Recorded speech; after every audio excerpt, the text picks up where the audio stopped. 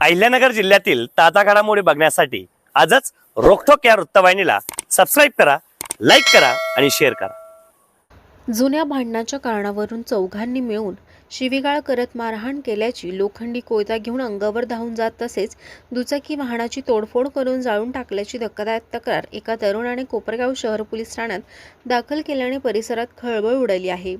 या प्रकरणी ओम पोपट परसय्या राहणार धारणगाव तालुका कोपरगाव याने दिलेल्या फिर्यादीनुसार सोमवार दिनांक 27 जुलै 2026 रोजी दुपारी 3 वाजण्याच्या सुमारास ओम परसय्या व त्याचा मावशीचा मुलगा ओम परदेशी हे धारणगाव रोडवरील किशोर वाईन समोरील चहाच्या टपरीजवळ मजुरीचे पैसे घेण्यासाठी गेले होते। त्यावेळी तेथे टिल्ल्या उर्फ विजय माळी, कृष्ण चव्हाण व नितीन हांबरे हे आले। मागील भांडणाच्या कारणावरून संबंधितांनी फिर्यादी व ओम परदेशी यांना शिवीगाळ करत लाथाबुक्क्यांनी मारहाण केल्याच्या तक्रारी नमूद करण्यात आल्या आहे।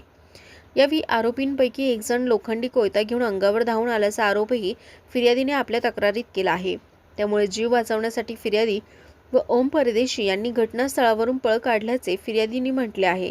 दरम्यान त्यानंतर टिल्ल्या उर्फ विजय माळी, कृष्ण चव्हाण व समाधान चव्हाण यांनी फिर्यादी यांच्या दुचाकी वाहनाची तोडफोड केली।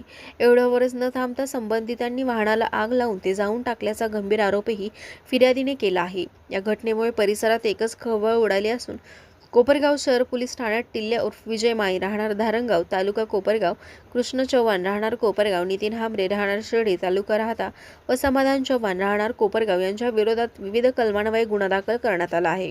या प्रकरणाचा अधिक तपास पोलीस निरीक्षक उद्धव डमाळे यांच्या मार्गदर्शनाखाली पोलीस करीत आहेत।